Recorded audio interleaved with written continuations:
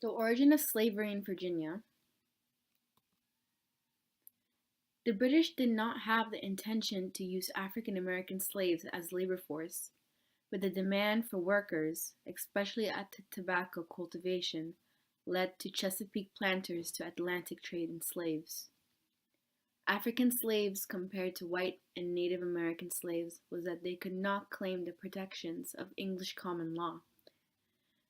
Slaves' terms of service never expired, and for many of them, their skin color made it even more difficult for them to escape. They were used to intensive agricultural labor, and they were resistant to European diseases. Virginia's first Africans arrived at Point Comfort on the James River late in August 1619 in the English ship White Lion and were sold in exchange for food, and some were transported to Jamestown where they were sold again, likely into slavery. In 1620, the number of Africans in Virginia increased to 32, but then dropped sharply to 21 by 1624, likely because of the effects of disease in the Second Anglo-Powhatan War, which lasted a decade starting in 1622 and ending in 1632. Slaves in Virginia lived both in rural and urban areas. Agricultural slaves cultivated a majority of tobacco and wheat and tended to live on smaller farms in areas that were highly integrated with whites.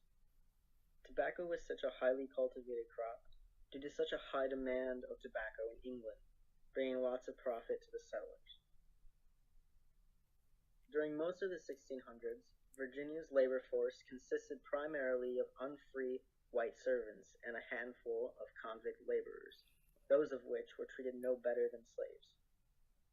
Some Virginia natives also worked as servants, however, they were more often enslaved.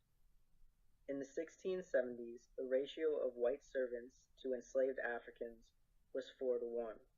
That changed dramatically during the next 20 years, so that by the 1690s, the ratio had reversed.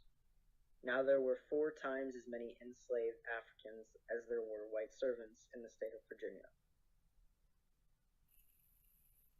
By 1705, with the General Assembly's passage of an Act concerning servants and slaves, or the Slave Code of 1705, slavery had officially become established at all levels of Virginia society. Slaves were now declared the property of their owners.